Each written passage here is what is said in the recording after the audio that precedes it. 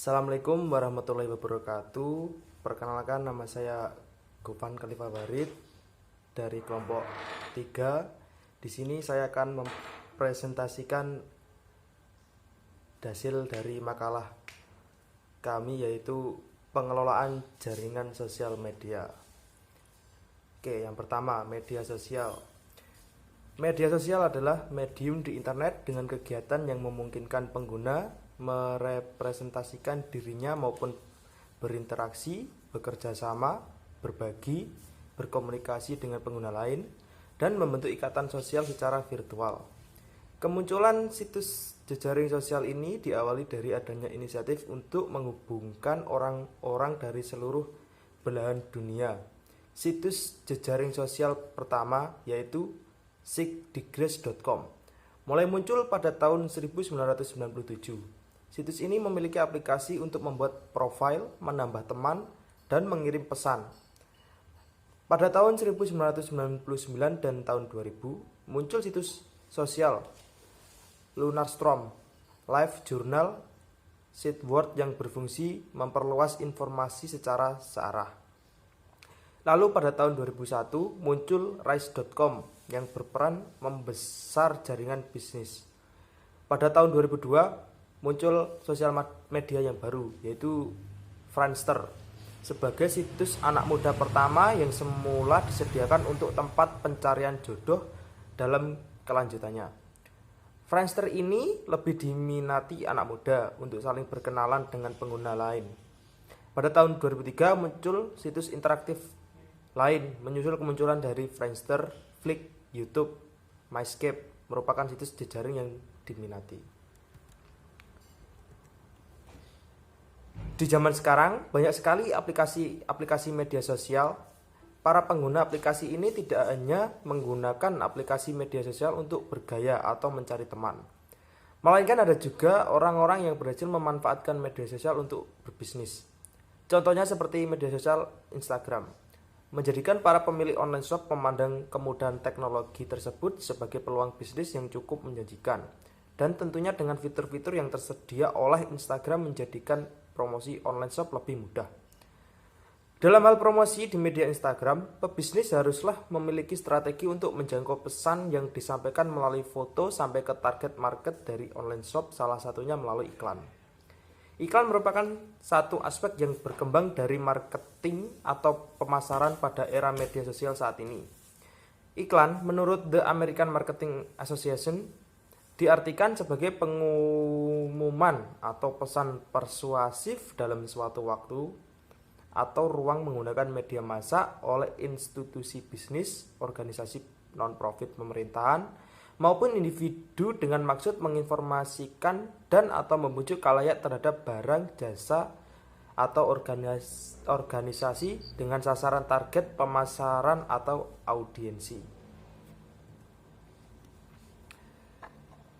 Lalu, klasifikasi media sosial. Perkembangan dari sosial media tentunya dapat dirasakan oleh banyak pengguna internet di seluruh penjuru dunia. Sepanjang pada tahun 2010, Kaplan dan Heinlein mengembangkan skema atau klasifikasi untuk berbagai jenis media sosial. Di antaranya adalah sebagai berikut. Yang pertama, proyek kolaborasi. Merupakan sosial media yang berbentuk website di mana penggunanya diizinkan untuk mengubah, menambah, atau menghapus konten di dalam situs tersebut. Contohnya adalah Wikipedia, Medium, WordPress, dan lain sebagainya. Lalu yang kedua yaitu konten. Pengguna media sosial di dalamnya dapat berbagi konten seperti video, e-book, dan gambar. Contoh penerapannya adalah TikTok, Instagram, dan YouTube. Yang ketiga, situs jejaring sosial. Aplikasi yang mengizinkan penggunanya untuk dapat terhubung dengan informasi pribadi yang telah dibuat. Informasi pribadi tersebut berupa postingan foto atau video. Contoh platformnya adalah Facebook dan Instagram. Lalu yang keempat adalah blog dan microblog. Aplikasi ini lebih dapat membuat pengguna bebas untuk mengekspresikan segala hal dalam sebuah blog yang berisi curahan hati maupun sebuah kritikan. Contoh platform yang sering digunakan adalah Twitter, Facebook, dan juga Reddit. Yang kelima, game world virtual. Dunia permainan berbasis virtual memungkinkan setiap player untuk dapat berinteraksi dan berkomunikasi dalam bentuk avatar, selayaknya di dunia nyata. Contoh dari penerapannya adalah online game. Yang keenam, social world virtual.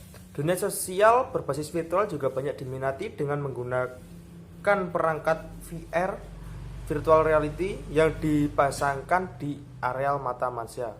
Perbedaannya dengan game world virtual terletak pada tujuan pengembangannya, yang lebih ditekankan pada penyesuaian dengan dunia nyata atau real life. Salah satu contohnya adalah Second Life atau Afterlife. Lalu ada jenis-jenis media sosial untuk bisnis. Yang pertama ada Facebook. Jenis media sosial yang pertama adalah Facebook. Situs jejaring sosial ini merupakan media yang paling banyak digunakan di seluruh penjuru dunia. Menurut sumber dari Wikipedia, pada tahun 2017, jumlah member dari Facebook telah mencapai 2,047 juta lebih pengguna. Facebook sendiri juga merupakan salah satu sosial media yang paling sering digunakan oleh masyarakat Indonesia. Karena fitur yang ditampilkan cukup mudah, sehingga banyak orang yang tertarik untuk menggunakan platform Facebook. Jika Anda mempunyai sebuah bisnis, Anda dapat mencoba untuk memposting produk Anda dalam situs jejaring sosial ini. Dengan cara tersebut, maka produk Anda kemungkinan besar dapat diterima dan dikenal oleh konsumen global dan tidak hanya dari lokal saja. Kemudian juga terdapat fitur untuk menampung produk Anda yang bisa disebut dengan platform marketplace. Anda tidak perlu repot atau bingung untuk membuat website online shop sendiri. Cukup daftarkan akun dan produk Anda melalui marketplace yang disediakan Facebook. Maka Anda dapat melakukan transaksi jual beli online dengan lancar dan tersistem. Lalu yang kedua adalah YouTube. Ketika efek dari pandemi COVID-19 masih melanda, aturan untuk menjaga jarak juga wajib untuk diperhatikan oleh seluruh lapisan masyarakat. Sehingga banyak orang yang menghabiskan waktu untuk bermain-main dengan media sosial. Salah satunya adalah dengan menonton sebuah tayangan dalam YouTube. YouTube merupakan salah satu platform yang menyediakan layanan streaming dan video secara online. Namun, Anda juga dapat memanfaatkan fitur tersebut untuk mempromosikan produk atau jasa layanan Anda. Dengan membuat akun channel YouTube, Anda akan mematuhi segala macam peraturan yang telah ditetapkan oleh pihak YouTube. Kemudian, Anda mencoba untuk membuat channel sesuai dengan konten dari pekerjaan Anda. Keuntungan yang dapat diperoleh dari hasil banyaknya trafik kunjungan dari penonton dan akan diakumulasikan melalui Google AdSense. Jadi, sosial media YouTube juga dapat digunakan sebagai alat untuk memonetisasi. Anda dapat menghasilkan uang dengan membuat konten yang menarik sesuai dengan jumlah trafik atau pengunjung yang datang ke channel tersebut. Yang ketiga yaitu Instagram. Saat ini Instagram merupakan salah satu sosial media paling populer, terutama bagi pengguna internet di Indonesia. Dengan total pengguna aktif mencapai 61 juta orang, dengan rata-rata usia yang aktif menggunakan platform ini adalah berada di rentang 18 sampai 24 tahun. Kelebihan dan fitur yang dimiliki oleh Instagram terletak pada Instastory, Feed, dan IGTV. Anda juga dapat memanfaatkan Instagram untuk kebutuhan bisnis seperti promosi produk, jasa, atau layanan yang Anda miliki. Selain itu, di dalam Instagram juga menyediakan berbagai fitur deteksi wajah atau filter yang menggunakan bantuan AR, Augmented Reality, sehingga dapat menghasilkan foto atau video yang dapat dijadikan sebuah konten. Dan fitur yang paling penting untuk menunjang bisnis Anda adalah Instagram Ads, di mana Anda dapat mempromosikan produk melalui layanan iklan yang tersedia sehingga produk tersebut dapat menjangkau konsumen secara global dan luas. Yang keempat, link ID. Selanjutnya terdapat salah satu jenis jejaring sosial untuk menyampaikan informasi dan komunikasi seputar lowongan kerja terbaru dari berbagai perusahaan dan instansi terkait.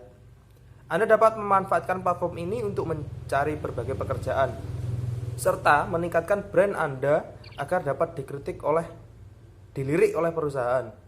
Selain itu, terdapat fitur untuk mengunggah portofolio, artikel atau proyek yang pernah Anda tangani, sehingga dapat dijadikan sebagai nilai tambah untuk meyakinkan pihak perusahaan untuk merekrut Anda. Lalu, yang kelima ada Twitter. Twitter juga termasuk ke dalam salah satu media sosial yang paling sering digunakan di Indonesia dan dunia.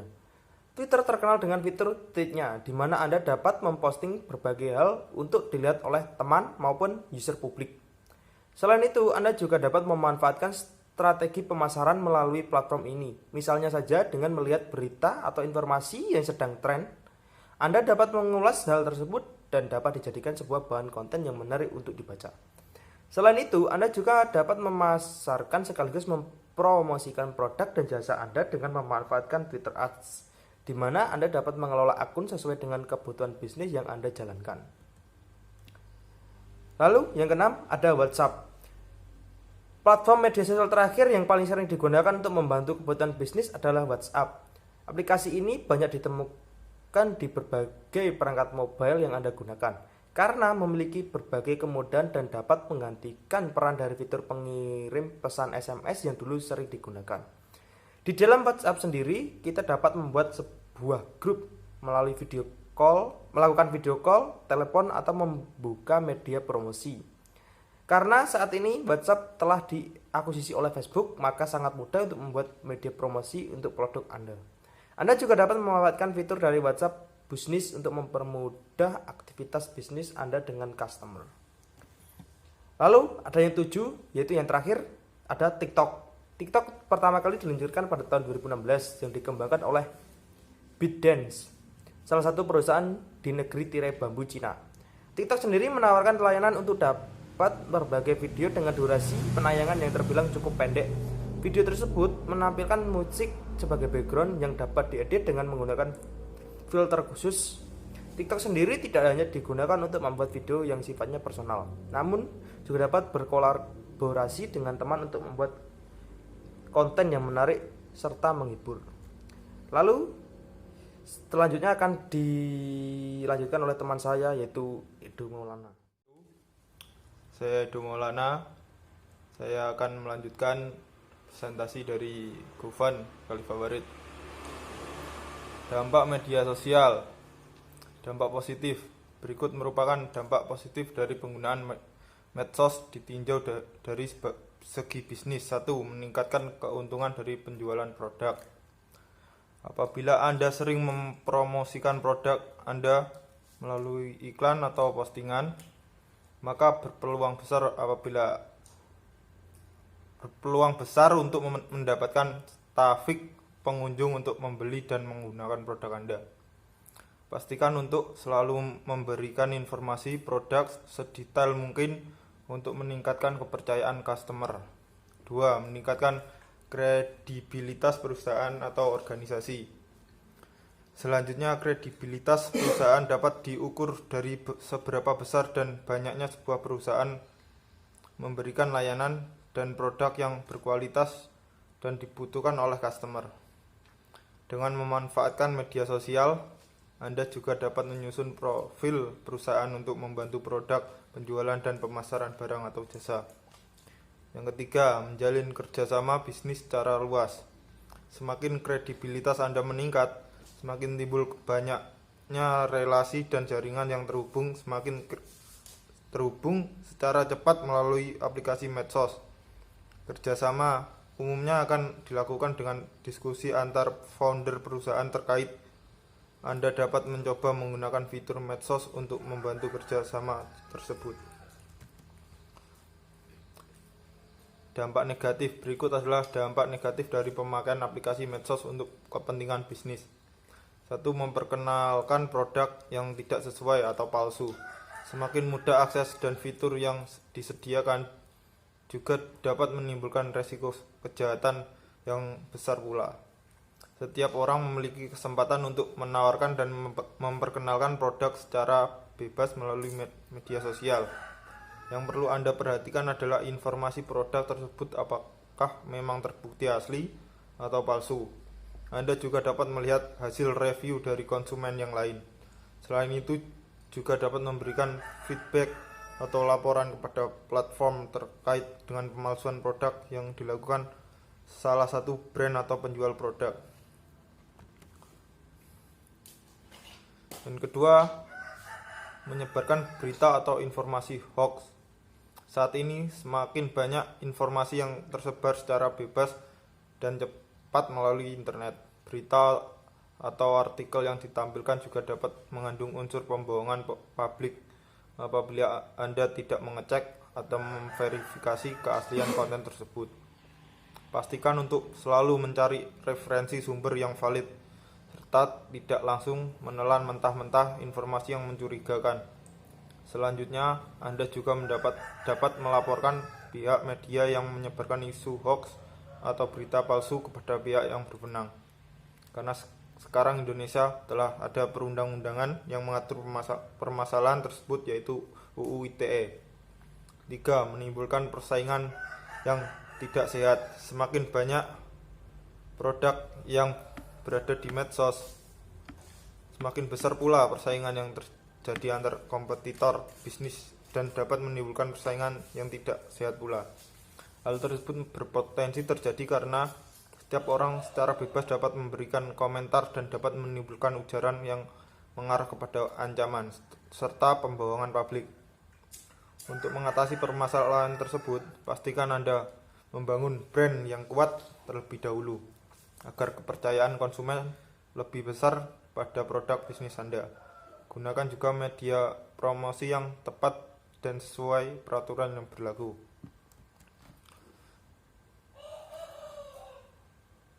Dan manfaat media sosial yang selanjutnya, yang pertama, mendapatkan informasi secara aktual.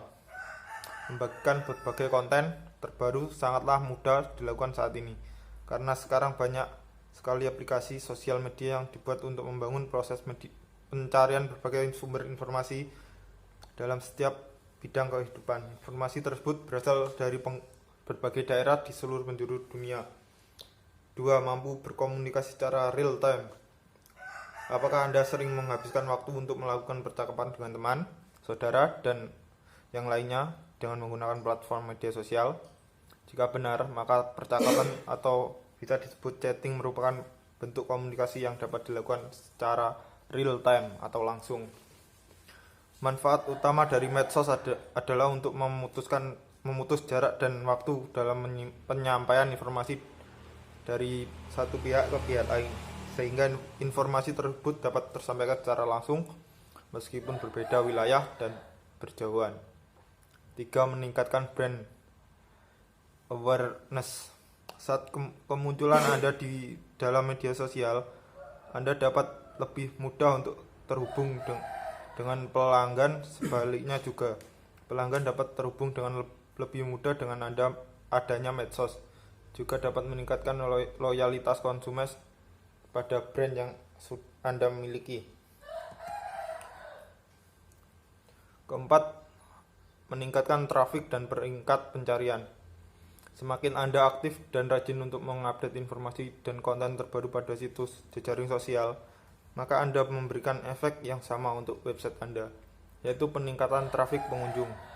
Apabila Anda mempromosikan artikel atau blog website melalui medsos, maka semakin besar untuk pengunjung membaca blog Anda dari tautan yang telah Anda kirim. Jadi pastikan untuk selalu menyisipkan atau menambah fitur sharing pada artikel website. 5. Membangun relasi dengan cepat dan luas. Manfaat media sosial terakhir adalah mengembangkan jaringan atau relasi secara luas. Jika produk Anda semakin dikenal oleh banyak orang, maka semakin tinggi juga traffic yang dapat Anda peroleh. Membangun relasi sangatlah penting, karena bisnis akan mudah dan cepat berkembang, karena terdapat sebuah jaringan yang luas serta media promosi yang tepat sesuai dengan target pasar yang dituju. Selanjutnya ada studi kasus. Online shop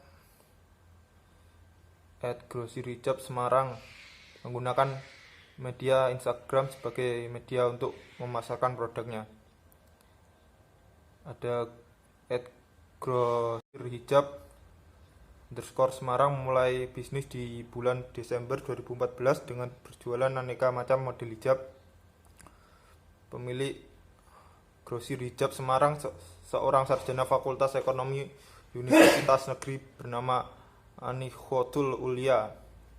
Dalam hal ini strategi iklan yang digunakan oleh grosir hijab Semarang yaitu dengan iklan yang dibayarkan dengan barter. Iklan dikenal dengan SFS atau short out adalah upaya pelaku bisnis online pada media Instagram untuk saling mempromosikan produknya dengan ketentuan sesuai kesepakatan bersama.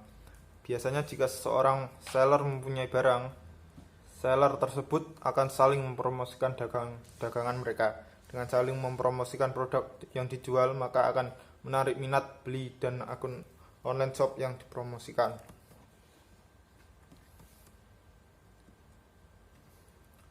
Yang menarik dari grosir hijab Semarang adalah menggunakan teknik SFS sebagai satu-satunya media beriklan mereka di Instagram. Hampir setiap hari melakukan aktivitas ini dalam waktu kurang lebih 2 tahun sudah mencapai follower dengan angka 100.000 cukup fantastis untuk mendapatkan follower sebanyak itu. Contoh kegiatan SFS yang dilakukan grosir hijab Semarang dengan @amori Bagas Official, yang mana akun online shop tersebut saling mempromosikan satu sama lain. Dengan saling mempromosikan produk yang dijual, maka follower atau pengikut dari akun grosir hijab Semarang yang mereka tidak tahu produk dari akun Amori Bagas Official menjadi tahu dan kemungkinan akan memfollow atau minat terhadap produk yang dipromosikan. Sebaliknya, SFS ini adalah cara yang dianggap mudah bagi pemilik online shop untuk mendapatkan banyak follower dan customer baru. Promosi yang dilakukan sebuah akun online shop dengan online shop lainnya secara otomatis akan dilihat oleh follower akun online shop yang berpromosi. Akun yang dipromosikan akan dikenal oleh pengikut akun yang mempromosikan. Dengan seringnya ia muncul pada timeline Instagram. Jika kata-kata promosi atau gambar yang digunakan untuk promosi menarik, maka follower akun tersebut kemungkinan besar akan tertarik untuk mengikuti atau memfollow atau bahkan membeli produk akun yang dipromosikan. SFS merupakan cara untuk yang unik dan hanya bisa diterapkan di media sosial Instagram. Adanya fitur berbagi foto di Instagram mempermudah pemilik online shop dapat mengiklankan produknya dan mudah menjangkau konsumen. Bagi pelaku online shop, SFS sangat membantu dalam memasarkan produknya dengan hanya mengunggah foto dan memberi caption.